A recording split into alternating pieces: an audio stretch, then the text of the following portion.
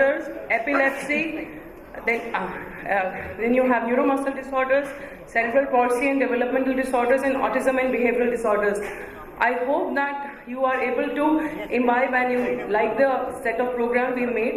And additionally, we have made e-learning modules which will be launched today during the inauguration. I'm sorry for a slight shift in the program because the the minister was called by the Prime Minister at 11, so it had shifted to 1:30 to 2:30. So there is a slight shift. So we have this session, then we are going to have tea, and then you have the symposium on neurodevelopmental disorders, and then we break for a quick lunch, and 1:30 to 2:30 we will have the inauguration, and then 2:30 onwards we go as rest schedule. So now I ask Prabjot to come and start the proceedings. Dr. Prabjot, please.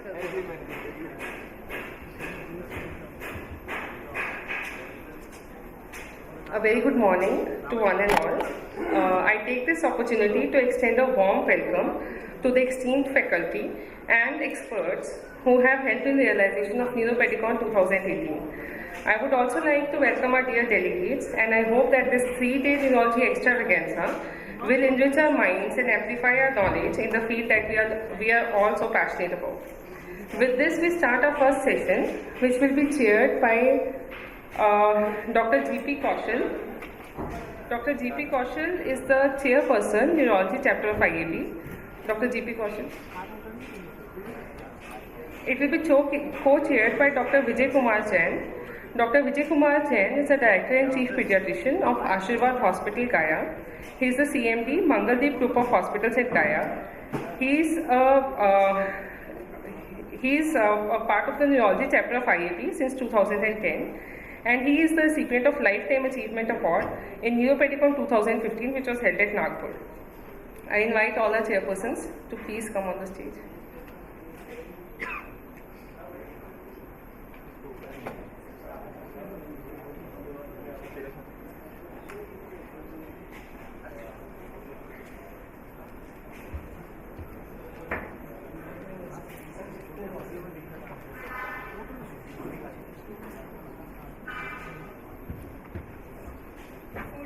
Everything to the chair, just wanted to request all the speakers that because we have the tight schedule from 8:30 to 6:30, we are already 7 minutes late in starting, so we'll just keep the time schedule by the speakers so that we are able to cover everything, and at the end of the day all the program finishes on time. Thank you.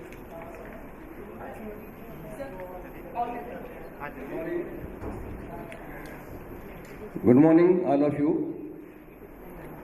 So the first session is on neuroinfections, and the first speaker is Professor Dr. Rasmi Kumar. She is Professor Head,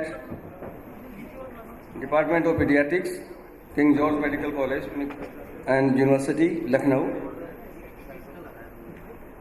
She has more than 121 publications to her credit. So it's a very tight schedule.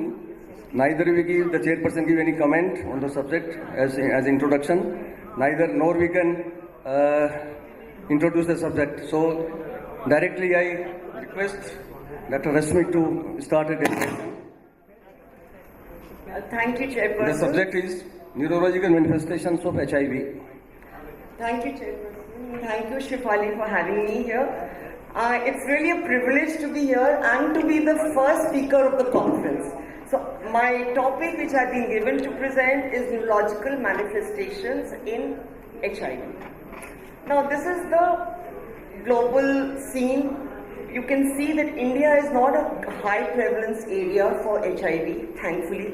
And so, whatever I speak is more from a literature review than from my personal experience. Now, HIV and the central nervous system. The central nervous system is a distinct viral reservoir for HIV. And HIV invades the CNS early. It affects any part of the neuroaxis and it persists throughout the course. The involvement of CNS was very high, up to 90% in developing countries in the pre-HART era. But now it's become much less, even less than 10%. what are the mechanisms of neurological manifestations in HIV? First of all, the HIV infection itself, then opportunistic infections, tumors, drug effects which cannot be decimated, and other mechanisms as well. So, coming to the manifestations, the first manifestation I'm going to talk about is developmental delay or regression. It's a very important one. Now, the most common cause of this is HIV encephalopathy or HIV, as it is called. Now, HIV infects the glial cells of the central nervous system, not the neurons directly. And the effects on the neurons are due to the cytokines released. The transmission is often vertical. It occurs early, and the manifestations occur early in the course, usually within the first 2 years. The triad is of developmental delay or regression, spastic diplegia, and microcephaly. Investigation, the CSF is usually normal.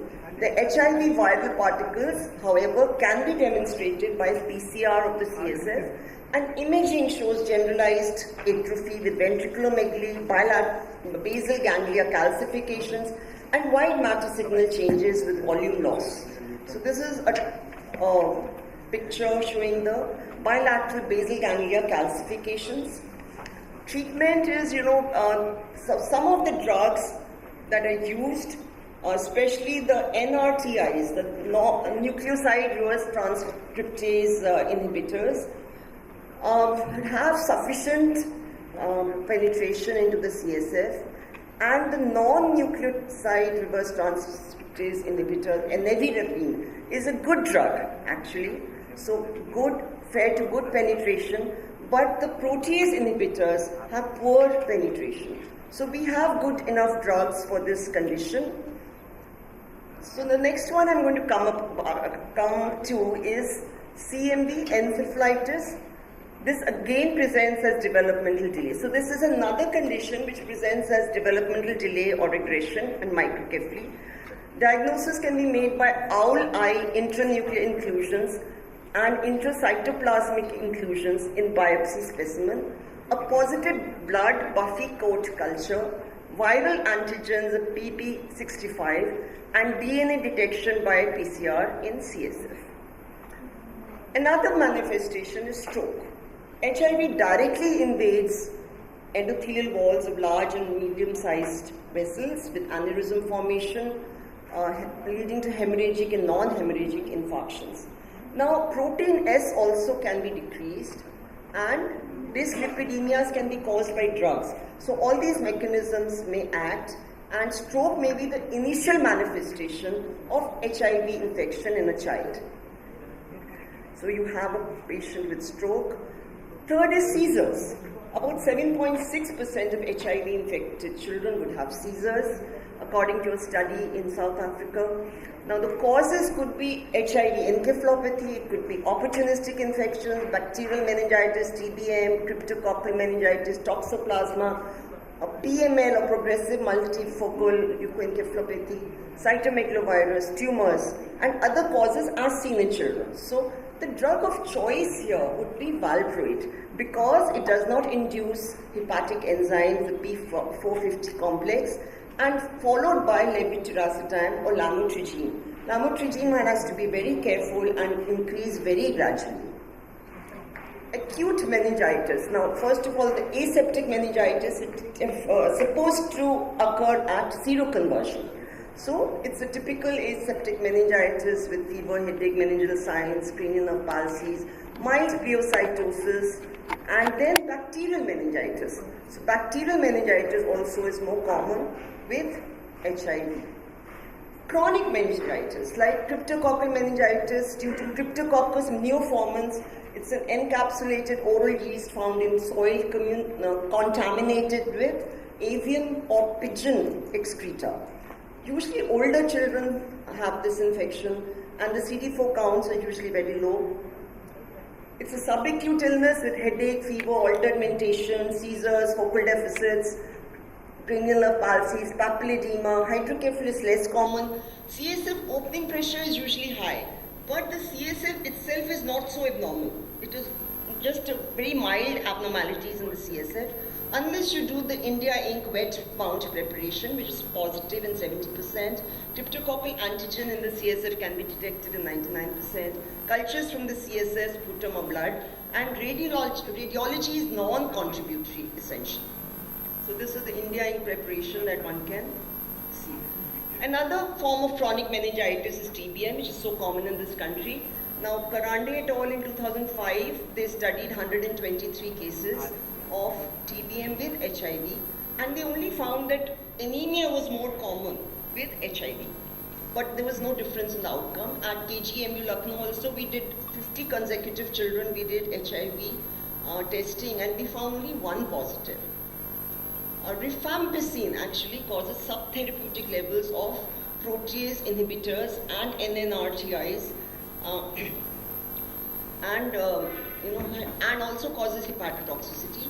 So it would be a good idea either to change to efavirenz for the NRTIs and rifabutin instead of rifampicin. Space occupying lesions,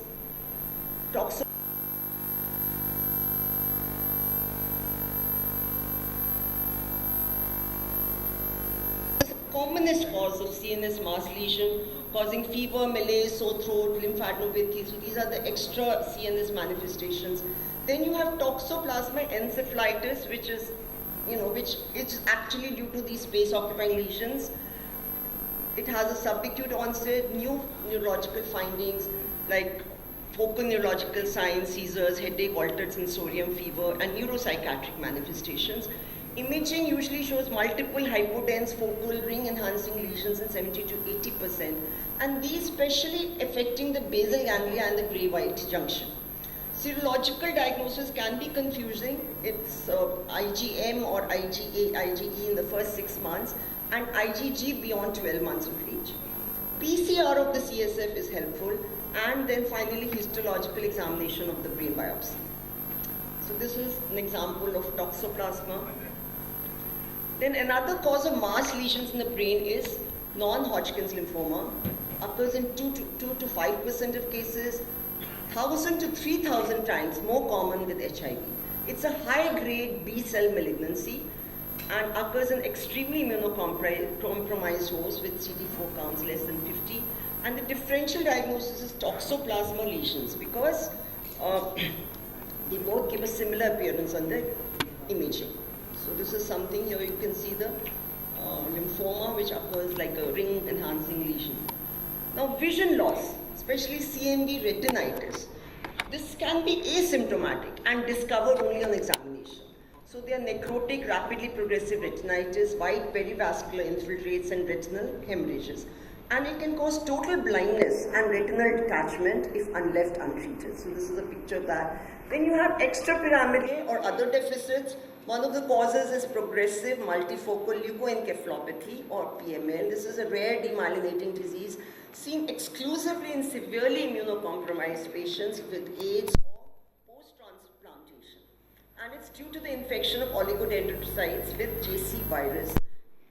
Normally, it is a latent infection and the virus is ubiquitous. But in HIV with PML, you have dystonias, neurodeficits, paresthesias, spasticity, mutism, dementia. Diagnosis: on MRI, you have an area of increased signal intensity without a mass effect. It may resemble ADEM in some cases, and you have, again, PCR of the CSF is useful. This is a picture of this. Posteriorly, you can see the signal intensity alteration in the MRI. Paraparesis now, myelopathy. Direct HIV myelopathy is a vacuolar myopathy, which resembles a myelopathy of B12 deficiency. It's rare in children. But opportunistic infections like CMV, herpes, varicella, etc. can cause myelopathy, and so can tumors. Another cause of paraparesis, low motor neuron type, is polyneuropathy. And here you have, in 5% or so, you have distal sensory or axonal neuropathy. And this occurs at seroconversion or immune reconstitution syndrome. Then, so this is called distal symmetric sensory polyneuropathy, DSSP. You also have a Guillain-Barré syndrome-like picture, often at seroconversion, but here pleocytosis is present. CIDP may be another presentation, and also due to drugs like NRTIs, didanoside, and stavudine, you can have polyneuropathy. Finally, the myopathy. Due to, again, it could be due to HIV or it could be due to drugs like zidovudine, stavudine, and these things sometimes induce mitochondrial myopathies. So that's why you can get myopathies. So these are,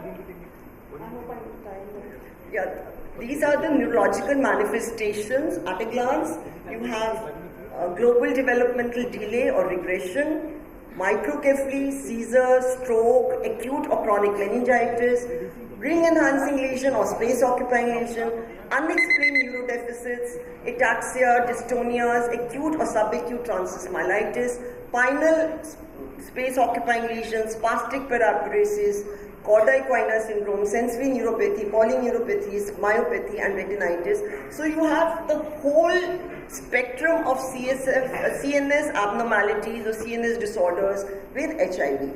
And if you have any of the above, in the setting of growth failure, think of HIV. So this is my take-home message, and thank you very much.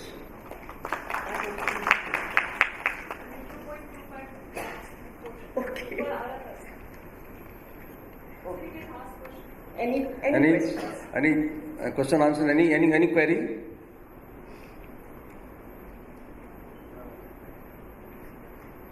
Your speech was so marvelous and everyone's understood.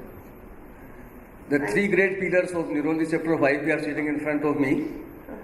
Dr. Arun Agrawal, chairperson, Dr. M.K. Nayyar, and Madam Dr. Shefali Gulati, you don't know her.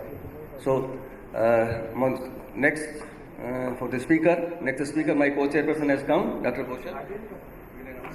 Thank you, sir. Now we move on to next talk.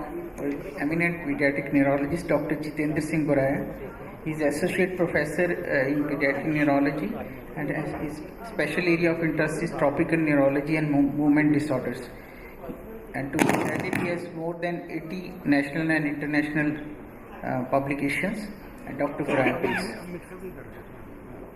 Thank you, Mr. Chairperson, and good morning, friends. Speak on vaccine preventable neurological diseases.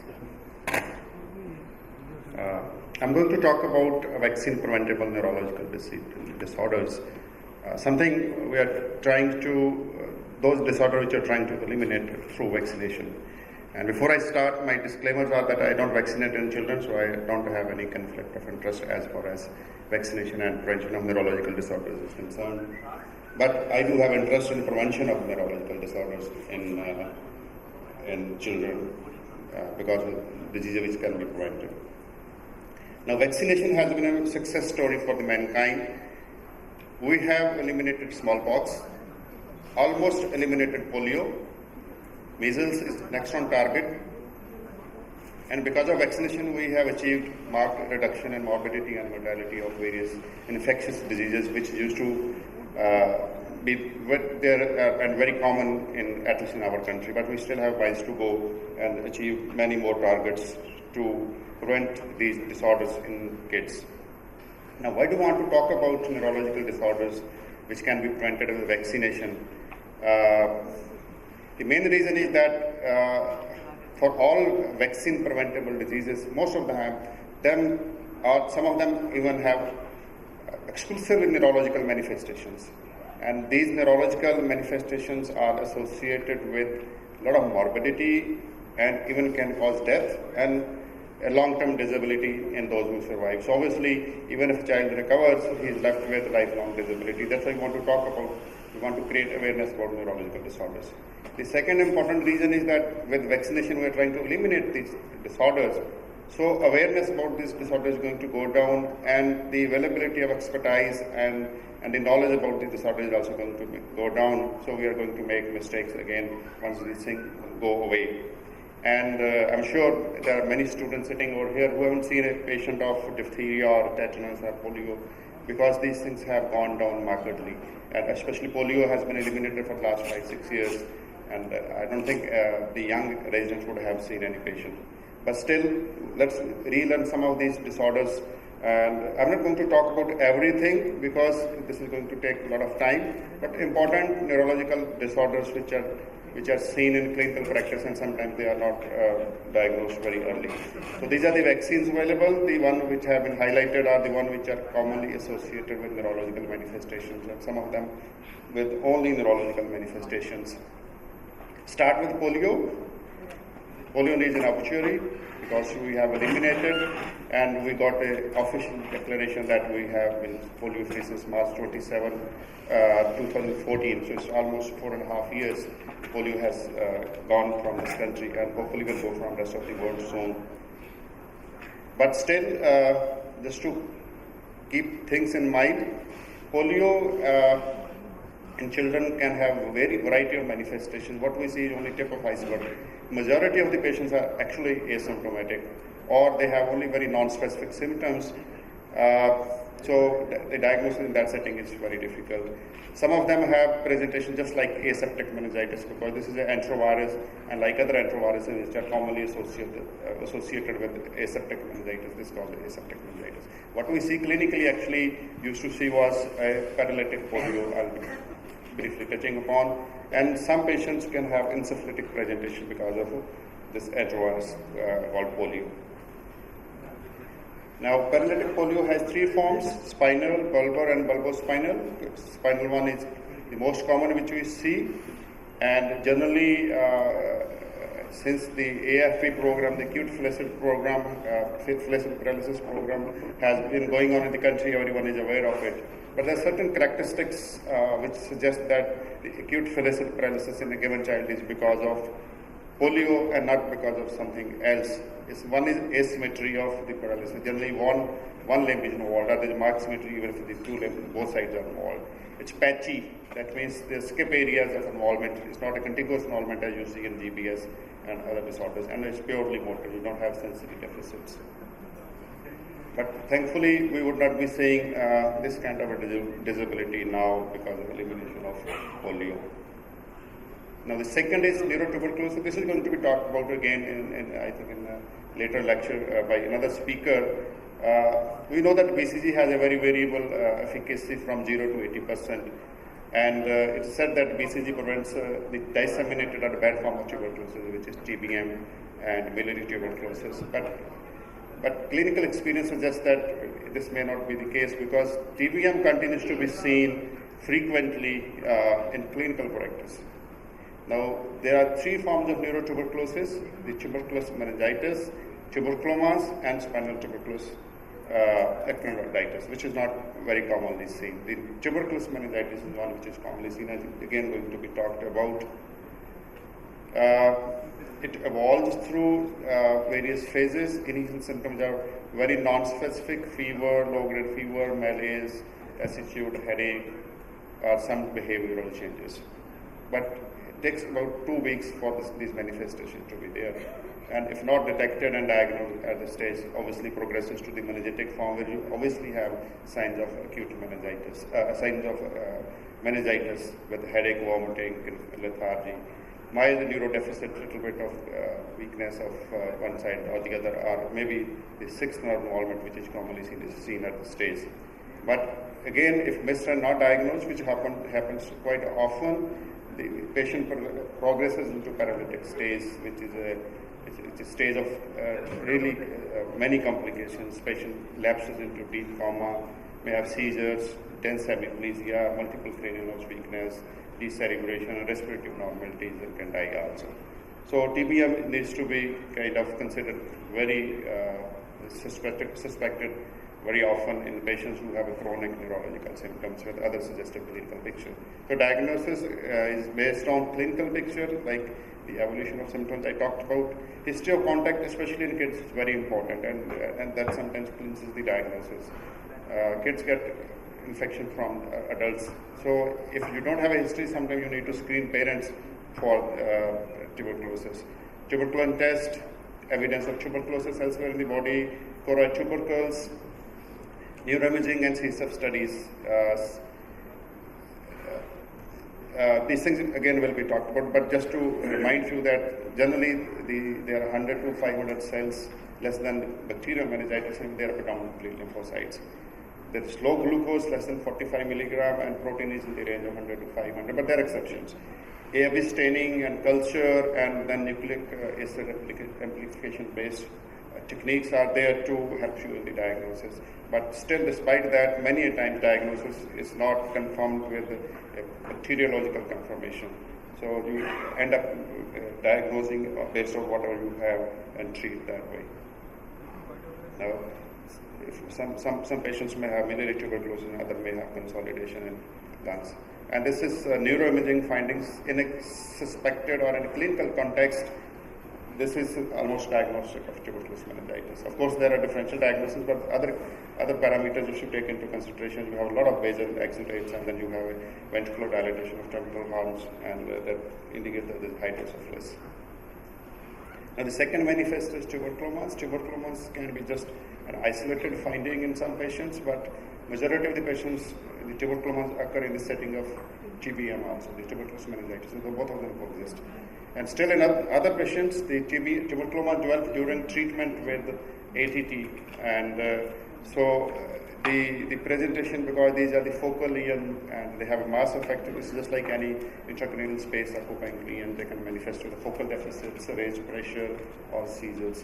The diagnosis again will depend upon the clinical context, clinical picture, and evidence of tuberculosis elsewhere in the body, like for TBM.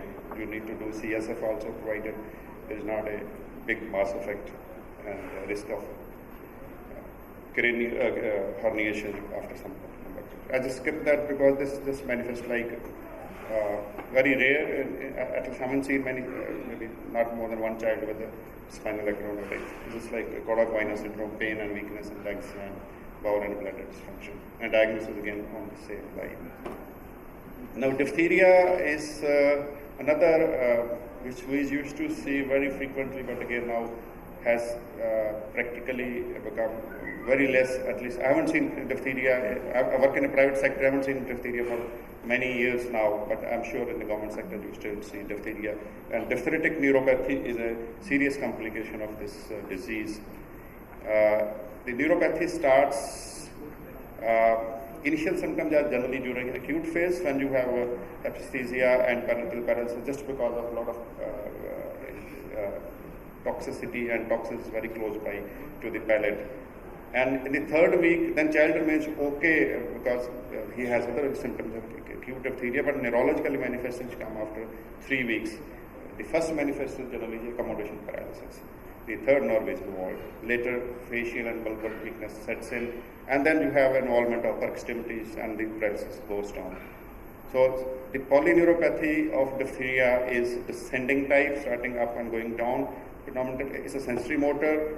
Its course is much slower than GBS. It can simulate exactly the course of GBS, but GBS generally the course is 4 weeks. The evolution in 4 weeks, it takes maybe 8 weeks or longer than that. Respiratory involvement is common because it's a descending paralysis and happens generally after the upper limbs have been involved. Nerve conduction studies, CSF findings are similar to GBS, and pathology shows segmental demyelination. Diagnosis is based on consistent clinical findings in a setting of an unimmunized child. And preferably, we should seek the history of sore throat and bull neck, because by the time patient will come to you with a neurological manifestation, acute symptom might have gone and might have been treated elsewhere. So there is always a risk of missing the diagnosis if we don't get into that history. Tetanus is another one, which is a vaccine preventable disease, but we continue to see. But it has, of course, again become less common. We don't see it as often, at least in my setup. 4 forms are known: generalized form, localized cephalic tetanus, and neonatal tetanus. Unfortunately, again, goodbye to neonatal tetanus. We have kind of become maternal and neonatal tetanus free since 2015. So that's another great achievement in our country. The other tetanus is manifest with, you all know, with lockjaw or trismus.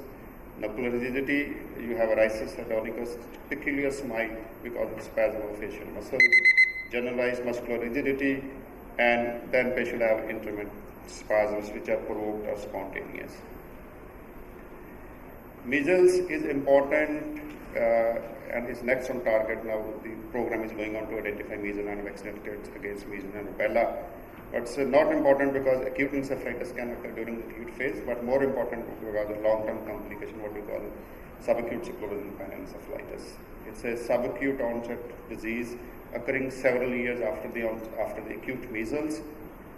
And generally in school-going children manifest with the progressive cognitive decline, with school failure, myoclonus, gait difficulties, and there are some MRI might show changes. But the clue you get is from EEG changes of periodic complexes. You do CSF and find elevated IgG measles antibodies. So the MRI shows some white matter changes and thalamic changes, basal ganglia changes, and then you have periodic complexes in the EEG. This is one which has maximum number of manifestations, and this is a common infection despite vaccination going on.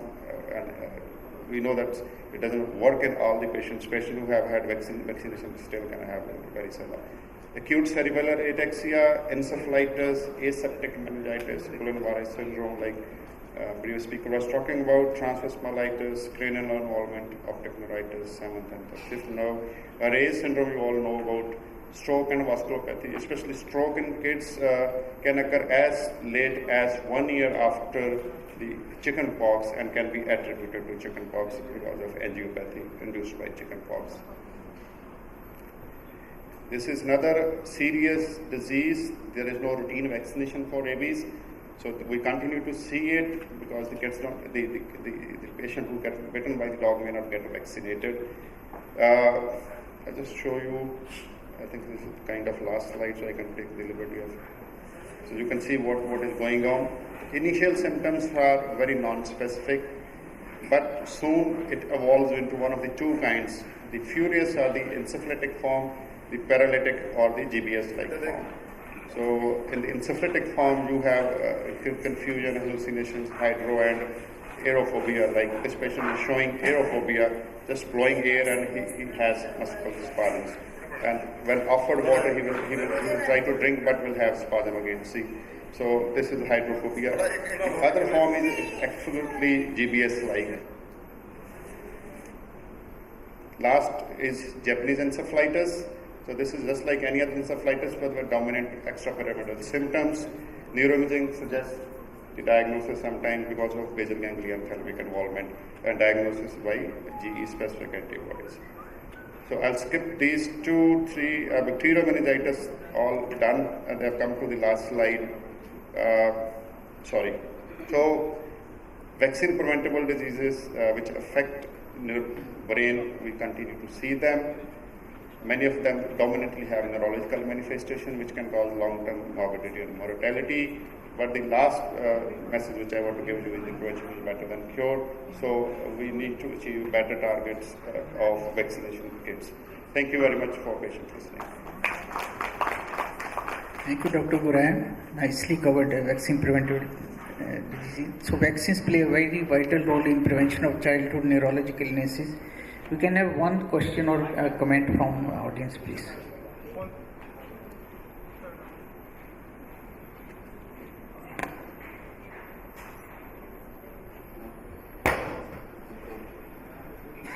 Vaccines are preventing all the neurological diseases, but certain vaccines lead to some neurological complications like GBS and encephalitis.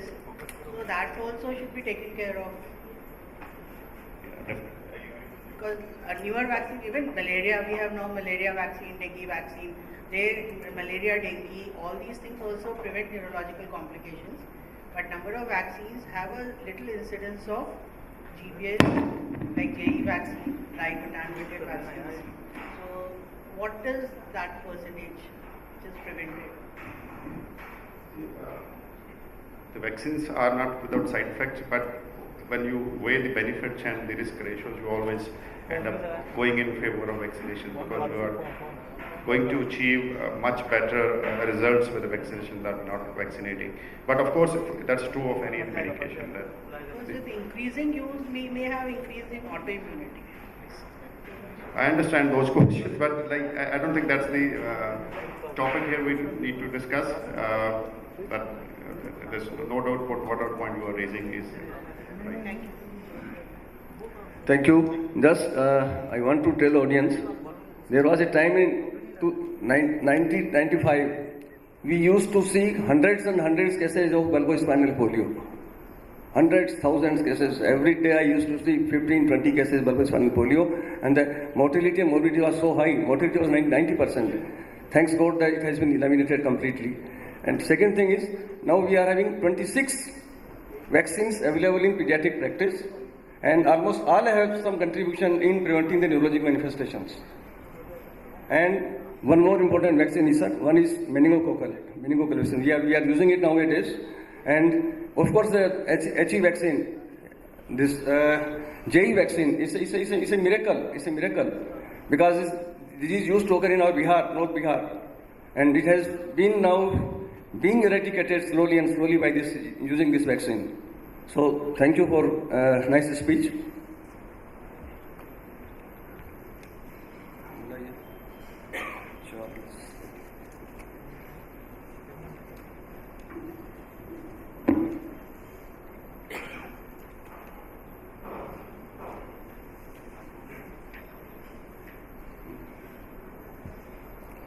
Yeah.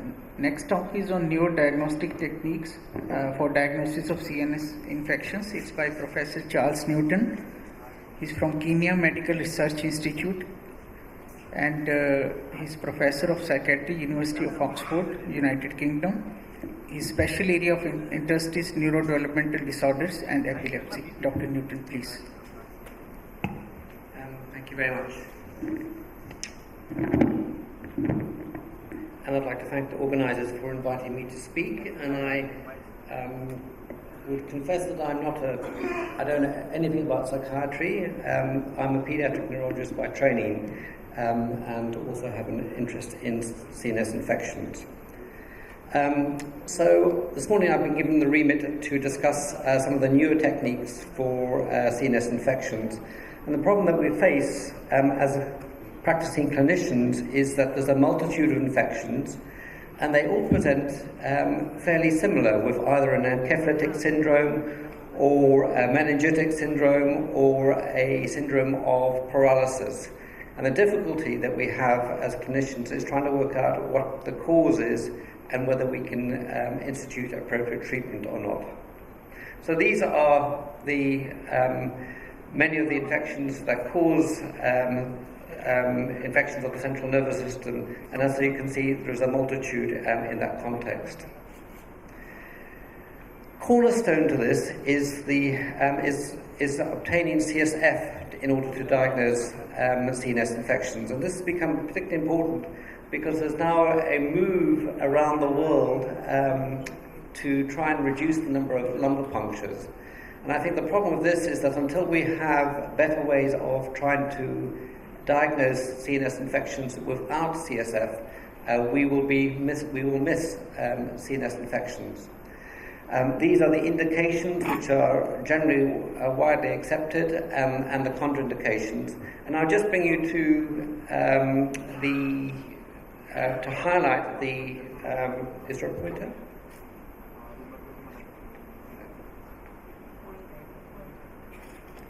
Okay, if I could just see. Okay. So these suspected space-occupying lesion are the ones which are suggested by a group of panel of people who studied meningitis in the United States of America and the World Health Organization.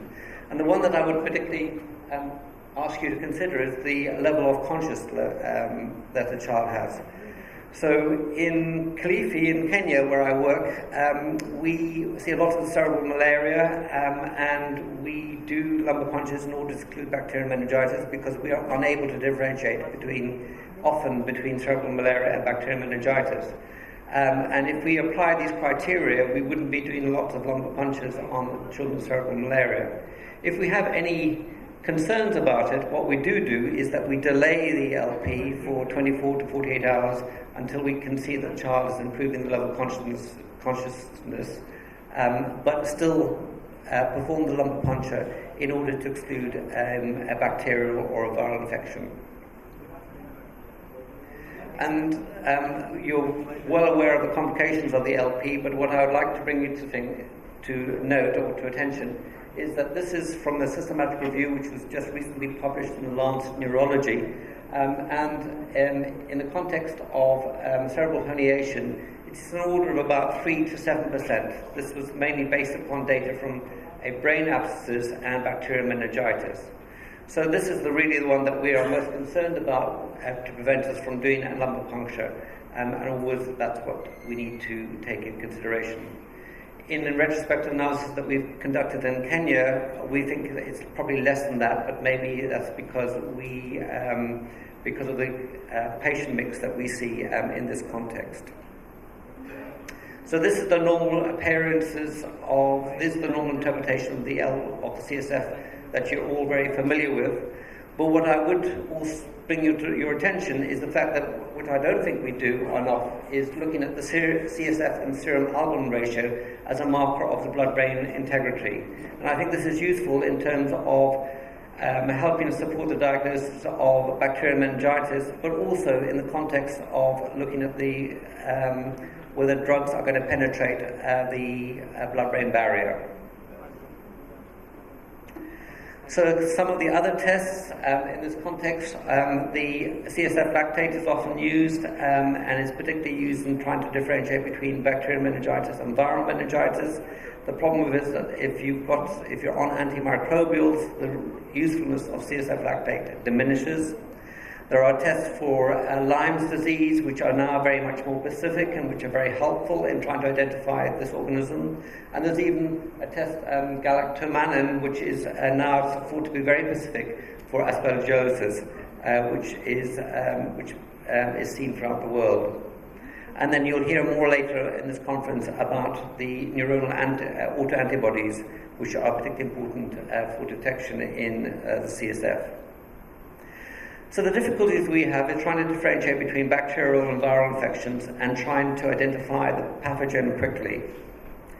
So these are some of the markers which have been used to predict whether there's a bacterial or a viral meningitis in particular. And as you can see, the sensitivities of these markers range from 50 up to 100%.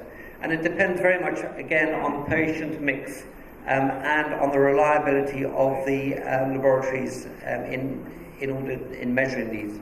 And these consist of a wide range from TNF-alpha to interleukins, prolactin, I've already mentioned lactate, and a number of other compounds as well. So most of these are not available in routine laboratories, and therefore are unlikely to find their usefulness in clinical practice.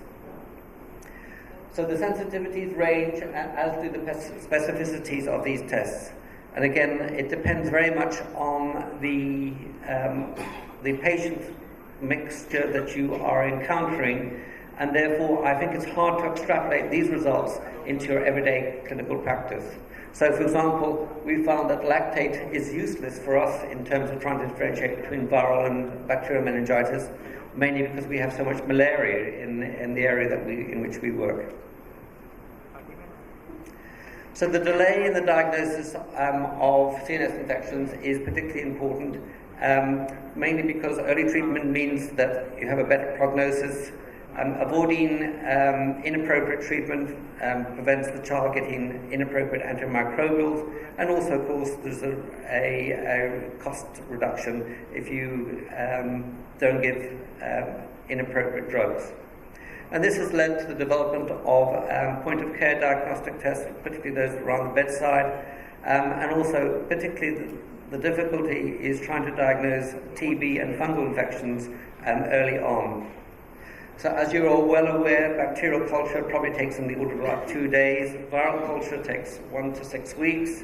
TB and fungal infections take about 2 to 6 weeks.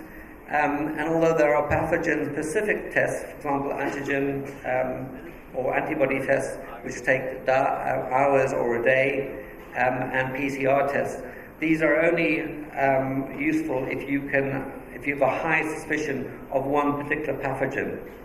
So what's happened? So So the difficulties with these pathogen-specific tests is that they may only identify about half of the pathogens. There's a considerable amount of false negatives, particularly those on antimicrobials. You may need a number of tests, some of which may not be available, and this creates problems in terms of the load on the laboratory. Although gram stains are quick, but they're not sensitive. We've already mentioned the cultures, and also the fact that you may be subjecting the child to unnecessary broad-spectrum antimicrobials. And I think the other issue is that the anxiety that is in the delay of the diagnosis caused to the parents because they don't know, because they always want to know what is the cause of my illness, and you can often not give it in this context. So there's been a move to use a multiplex tests, in particular multiplex PCR, in order which covers a number of organs in order to try and identify these quickly. And now there's a number of them marketed. The most common one has 14 organisms, pathogens, which are bacteria, viruses, and fungi. And these are useful in terms of you only need a small volume of CSF, however they do have low specificity. We've been using them in the context of HIV patients in East Africa, and we found them particularly useful in order to try and identify the underlying organisms of patients with encephalitis in HIV. The advantages that these are, they rapidly identify treatable pathogens, particularly herpes, viruses and bacteria, which means that you can put them on patient onto appropriate treatment. They also identify untreatable pathogens, which avoids additional testing, and some of the common ones which are associated with neonatal infections particularly are important in this regards. I think one of the real advantages is the rapid identification of herpes simplex virus, and in comparison to the other laboratory tests, they actually they require less technical expertise once the assays have been set up. However, the difficulty is that meningitis or a multitude of causes of meningitis cannot be excluded. They do give false positives. There's no antimicrobial sensitivity. And the organisms that they identify may not actually be the cause of the disease. And this particularly applies to the cytomegalovirus, which often is returned positive, even though in a mixed infection, even though the cytomegalovirus is probably not causing the encephalopathy. What is happening more recently is the introduction of newer techniques. And the one which looks most promising is the MALDI time of flight mass spectrometry system, which can detect pathogens, but also in particular the protein fragments from the pathogens. These, if it's set up, really require minutes to deliver a final result. They have the ability to identify pathogens which are not specified, and therefore they have a look at a multitude of proteins or protein products, and they can. They have been used to identify successfully the causes of organs in a number of studies of bacterial meningitis. So this is basic. The technique is putting the fluid, CSF, or the culture fluid onto a matrix. These are then bombarded by laser lights. What happens is then an electrical current is applied, and the protein or the ionized protons of the particles are then migrated up, and it's by the speed of the migration, which depends upon their electrical charge as well as on their mass, that you get a spectrum, which is then further analyzed in the context to reference spectrums. And this gives rise to the compounds which are then identified as being associated with a particular organism as such. So they are robust, they're cost effective when they're set up. The initial equipment is actually quite expensive, but once the equipment is set up, it is actually very cheap to run. They provide rapid and accurate identification of microorganisms, and they can be taken from a number of different types of fluids, although I have to say in many cases that you still have to apply the fluid to a culture plate in order to improve the yield in this context. They are sensitive, able to detect less than 10 to the 4 microorganisms, and they don't require a predefined target, and therefore one is able to identify organisms which might otherwise not been thought of or considered as part of the cause of encephalopathy. As I've mentioned, the culture of microorganisms is still currently required in order to try and improve the yield. There is a specific difficulty with mixed cultures, and this obviously eliminates some of the difficulties, particularly in HIV, where you often have 2 or more organisms which are grown from the CSF or from the blood. They're only able to identify the microorganisms which are within the database, in the reference database, and therefore the difficulty is that you sometimes get peaks which you're not quite sure of what the cause is, whether these are an artifact or whether these actually represent an organism as such. And therefore it is important to try and investigate and interrogate the database as wide as possible. Nowadays you can actually download the databases from sources around the world, and this is very helpful in this context.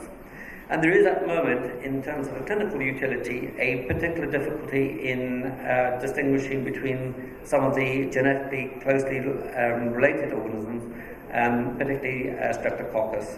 It seems to be a particular problem at the moment, although with refinement and with better databases, this may improve. So the second major one that I'd like to mention is metagenomics. So this is really a deep sequencing of nucleic acid material, either RNA, DNA, or complementary DNA that occurs from the fluids. It's particularly useful in the context of CSF because of the limited amount of cells that one finds in comparison, for example, to blood. And essentially what happens is that there is you sequence all the nucleic acid that is available in the context. You disregard the human sequences, which may form up to 97% of the sample, and then you assemble the non-human sequences, and you use that to identify the organisms, again by looking at it or comparing it to reference laboratories. And this seems to be improving all the time. It's still relatively expensive, and it's still mainly used as a research tool at the moment. But it might be possible that this will come as a useful clinical tool in the future. So I've already mentioned the metagenomic deep sequencing. I'm about to mention the microbial microRNA. What I'd like to mention is that these are a number of viruses which are common. These are the tests. The A's represent those which are very useful in identifying those viruses. B is those that may be useful, and C those that the clinical utility is poor. And as you can see, there's been an improvement, but we've still got a long way to go in the context of these tests, which are mainly PCR and Molditov tests, in order to try and identify some of these viruses in this context.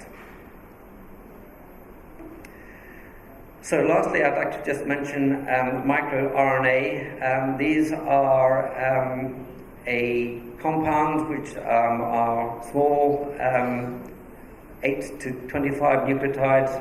They tend to be highly conserved single-stranded RNA particles. They're non-coding, endogenous.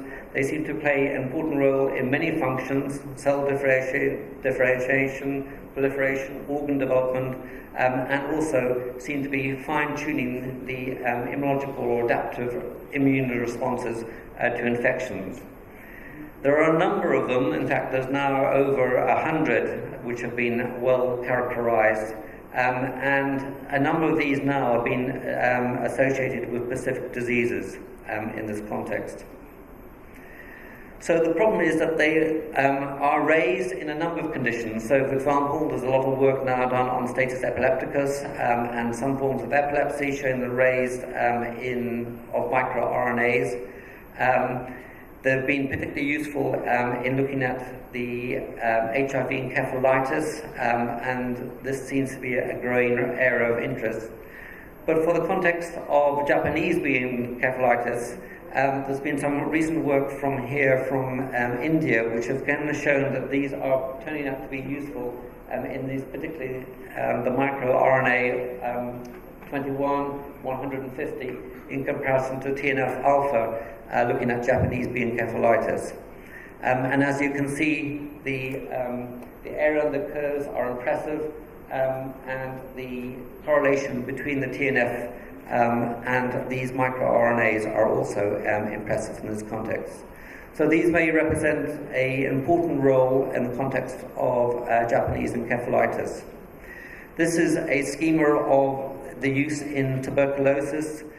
This is a schema representing tuberculoma with the T cells around it and the microglia in the middle, and it is the interaction between the T cells and the microglia that give rise to these microRNA, which then ultimately effuse into the blood, and which can then be used in order to detect tuberculosis from blood samples. But perhaps more important is that which is from the CSF, and this is a recent study from China showing that microRNA 29A in the peripheral blood mononuclear cells and in the CSF was increased in tuberculous meningitis of children. It was particularly associated with intracranial hypertension, disturbance level of consciousness, focal cerebral symptoms, meningeal irritation, hydrocephalus, abnormal EEG, and also extracerebral tuberculous meningitis. And if you just use the peripheral blood, the sensitivity and specificity, sensitivity wasn't particularly high at 67%, specificity was high. The sensitivity was higher if you look for these microRNAs within the CSF, but if you use the combination of the two, then it was even higher than that, than either of those alone. So this, I think, represents an important hallmark or advance in the diagnosis of tuberculous meningitis, and I think that this may well come into clinical play within the near future. And then finally, I would just like to point out that in some of the biomarkers that we use in the CSF are very useful in terms of determining prognosis.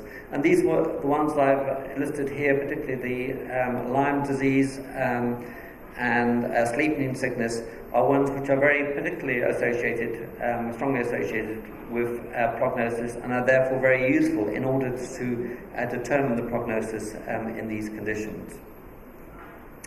So in conclusion, I think there's a continued need to improve the speed and specificity of the diagnosis of CNS infections. We need to find the pathogen as quickly as possible in order to put the child onto the most appropriate treatment and avoid broad-spectrum antimicrobials and blunderbuss treatment. Although PCVR have made significant advances in improving this, they do have problems in terms of some of the false positives and also some of the difficulties of interpretation. I think that the newer techniques will become more available, but still at the moment most of them are research-based, and that these are likely to make a significant improvement in not only increasing the speed of diagnosis, but also identifying the specific pathogen quickly. And then also, I think that it's likely that biomarkers in CNS infections are likely to be important in us in terms of identifying prognostic markers, which will help us in order to give advice to parents and also give advice about appropriate treatment. And then finally, I'd like to just bring your attention to the JICNA, the Journal of the International Child Neurology Association. So this is an open access, free publication which is specifically targeted at pediatric neurologists around the world.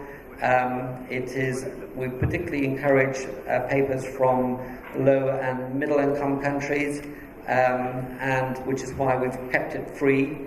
I would encourage you that if you've got any papers or any particular research papers, clinical trials and such like, we would love to review them. Thank you very much. Thank you, Dr. Newton. The audience will remember your name and the speech as well. They can't forget. Charles Newton. Okay? But may I know one thing?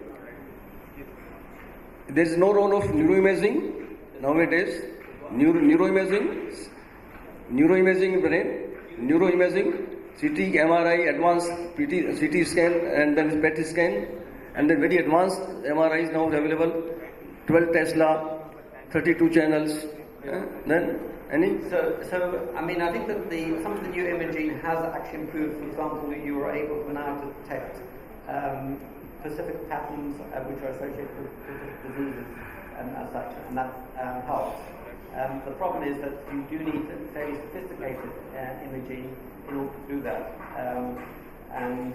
so I haven't discussed that this morning, but I think that the difficulty is that it's very highly expensive, and I think what we're trying to do is we're trying to move to point of care. So even if you want to get an MRI done, it may take you 24 hours to get the MRI done in the context of moving a sick child, whether there's availability, whether the radiologist is on call and such like, and whether you've got the radiologist capabilities to interpret it, particularly after hours in these situations.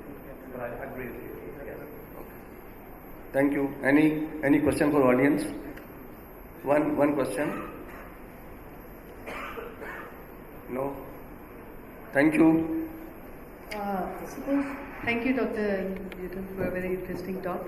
If there's an unexplained epidemic of encephalitis syndrome, which would be the test you would do to pick up the organism?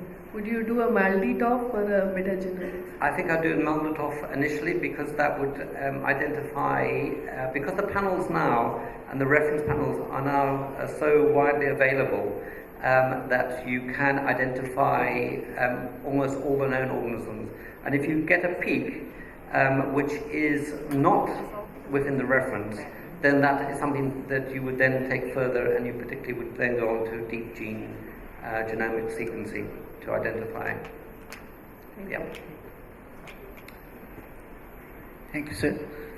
Now we'll like to move on to Indian perspective of these diagnostic techniques. For that, we invite Dr. Nambi, please.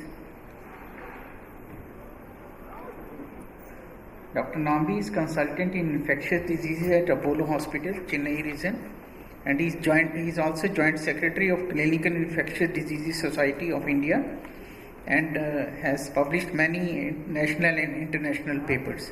Dr. Nambi, please. Very good morning.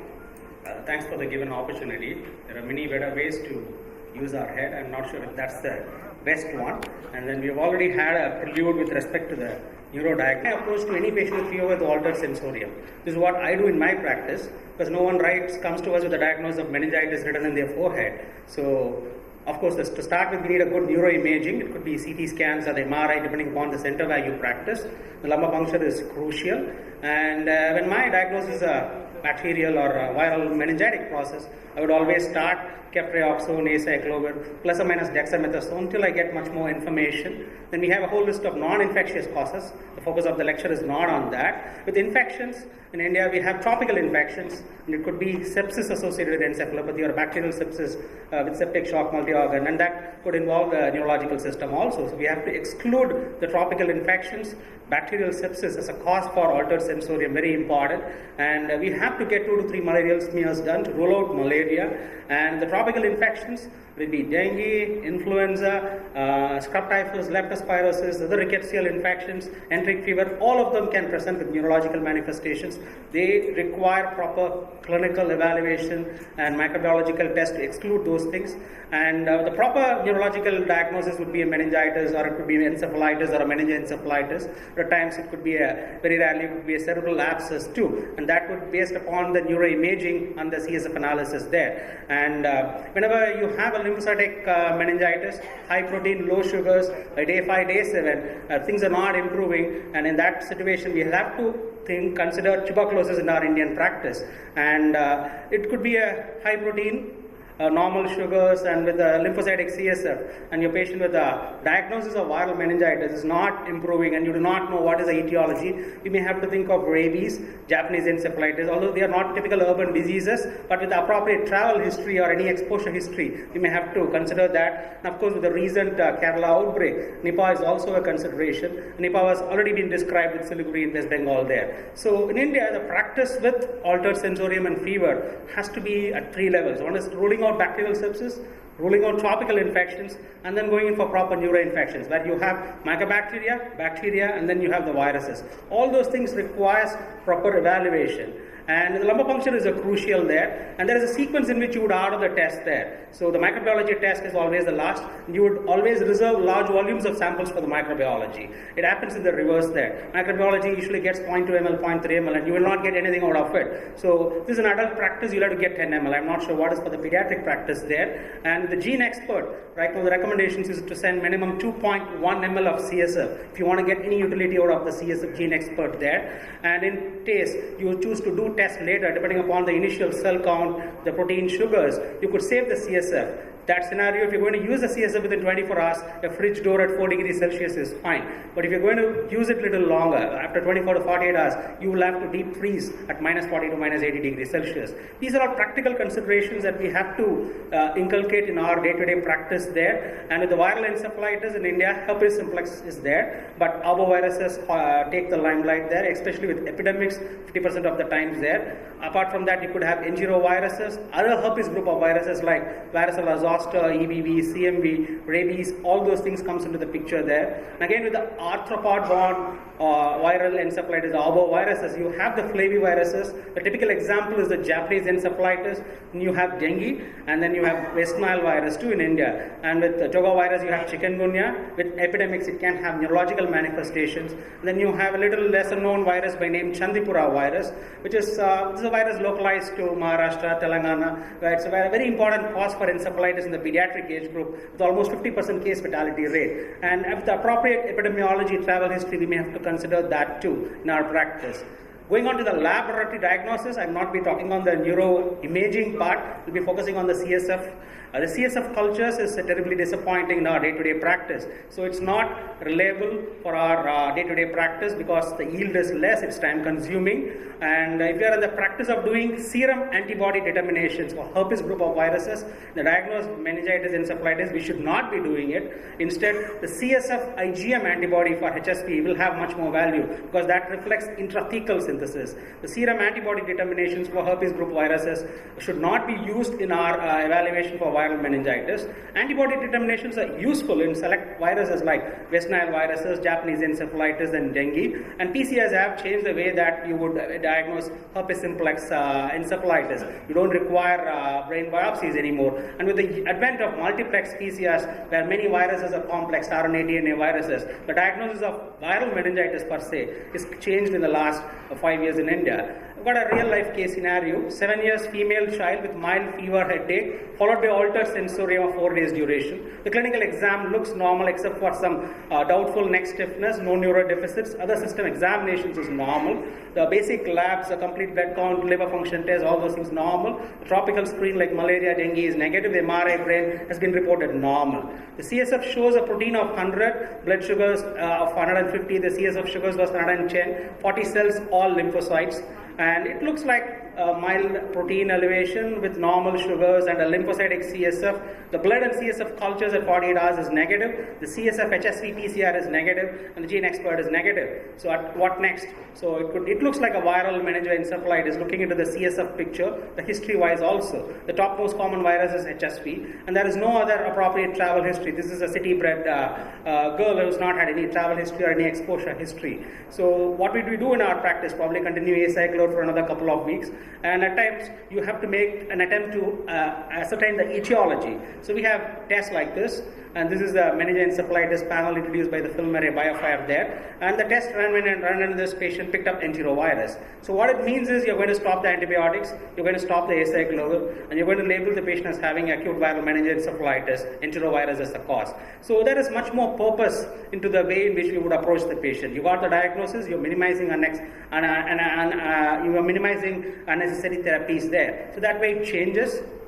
And this is the panel which picks up around 6 bacteria and a group of herpes viruses, in addition to the parvovirus, the enterovirus, and the fungi with cryptococcus there. Pneumococcus, meningococcus, haemophilus is there, and the bacteria, which is the top 3 common causes of bacterial meningitis there. And this is our experience with the use of this test when we started using in 2016-17, where we had run the test on around 89 patients, in which most of them had acute CNS infection, and the CSF was abnormal in 40 patients of that with acute CNS infections.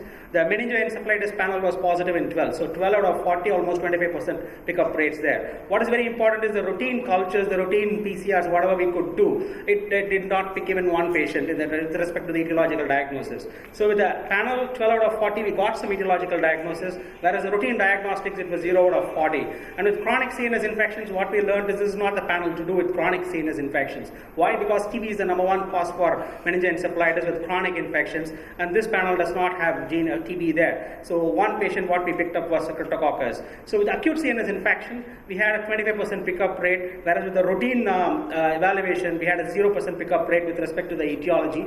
And these were the top pathogens that were picked up: Streptococcus pneumonia, followed by varicella zoster virus, CMV, E. coli, enterovirus, haemophilus, and cryptococcus there. Pneumococcus was the number 1 pathogen there. And we looked into the clinical radiological correlation of the pneumococcal pickups. You could see that all of them had a neutrophilic CSF and with high protein, low sugars, and the routine evaluation on all these 6 patients, let it be the CSF gram strain, the blood cultures, the CSF cultures, did not pick up pneumococcus at all. So these 6 cases of pneumococcal meningitis were picked up just because we could do the panel. Otherwise, we would have not got to the etiology. Why is it important? Because you would know that with pneumococcus, there is rising penicillin resistance. You will have to continue vancomycin for a longer time, for 2 weeks at least. Ceftriaxone plus vancomycin is recommended right now in India for the management of pneumococcal meningitis, whereas with haemophilus or meningococcus, all you would require is ceftriaxone. You would not require the vancomycin too. So this is very useful in getting to the base of the diagnosis and giving the most appropriate therapy, and of course that would translate to the recovery of your patients there.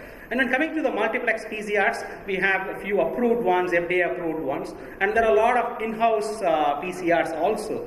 And it's very difficult to distinguish between these two. And what I would say is, in a sick patient in an ICU where you're dealing with neuroinfections, always it's nice to go with the approved ones, so that the appropriateness of the validity of the test is real, and you don't get misled by doing the unknown or lesser known PCR methods there. Japanese encephalitis, the epidemiology reflects that it's a disease of South India or North India or the Northeast India. So you would not make a diagnosis of Japanese encephalitis if your patient is from Gujarat, Maharashtra, somewhere else, because you do not have JE in Rajasthan, Gujarat, or even Madhya Pradesh there. So to get to that etiology, you need to know where the patient has traveled, where is it from, is there an urban-rural mix there, you have a population of you have the mosquito, you need to have the vectors, and you need to have the pig population, you need to have the birds. So this cocktail, this epidemiology, the history is very crucial. Otherwise, you will be just adding on to the test with not much purpose there. Dengue, which is the commonest viral infection in India there, and in times of epidemics, dengue, you could have the outliers. The neurological manifestations of dengue comes up there. It could be a mild meningitis, encephalitis, encephalopathy, all those things are common in the midst of a dengue epidemic there. And what is very interesting is you could have neurological manifestations of dengue even with normal hematological changes. Your platelets will be normal, your counts will be normal. normal. So in an epidemic of dengue, whenever any patient who presents with fever with altered sensorium, we will have to consider that, exclude dengue before looking at other proper CNS viruses there. West Nile virus, I know that is there in textbooks, but if you look into the Indian literature for the past 10-15 years, you have outbreaks of West Nile virus, and they have just put up 2 outbreaks from Assam and Kerala, where on both these outbreaks you had 1/3 of the population, where the pediatric population, the case fatality rate was around 8 to 10%, and all you have to do is an antibody determination. The National Institute of Virology does that at Pune. And this is one study that was an ICMR sponsored study, which was done in a medical college in Jaipur. Huge number of patients, around 3,000 patients, where they had run multiplex PCR trying to understand the etiology of viral meningitis encephalitis. And what they could found was the pickup rate was around 22%. So that is quite high. That is because they involved doing a PCR in all these patients. HSV was a commonest cause, followed by EBV, VZV, CMV, enteroviruses, and in children what they found was the measles, the mumps viruses, rubella virus, all these were there. So why I highlighted this study is you have a good mix of viral infections as a cause for encephalitis. It's not only HSV, you have other viruses. Unless we are going to test for, we are not going to pick up the etiology. And it's very important to look for the etiology. And this is a child who presents with a multi-organ dysfunction, has a cellular CSF. And this was in pediatric hospital in Chennai, and in a close examination, what we could find was an scar there in the right forearm there. So we had reported scrub typhus as a cause of encephalitis way back in 2008 to 2010. So we had a case series there. Now the ICMR, the government, has recognized scrub typhus as a very important cause for acute encephalitis syndrome, and this is a very strong consideration. I would probably urge people to start doxycycline plus ceftriaxone, acyclovir, pending investigations in all patients with fever with altered sensorium, especially post-monsoon. It's a strong consideration there. You have other rickettsial infections also that could present as fever with altered sensorium there. This is another interesting case. A 14-year-old girl who presents with altered sensorium has a neutrophilic CSF with high protein, low sugars. The neuroimaging shows a diffuse inflammation of the cord starting from the corners to the C1 to the corners there. And there is a very interesting history. 2 weeks prior to this problem, this lady had a gluteal abscess, and that was drained and it was not cultured.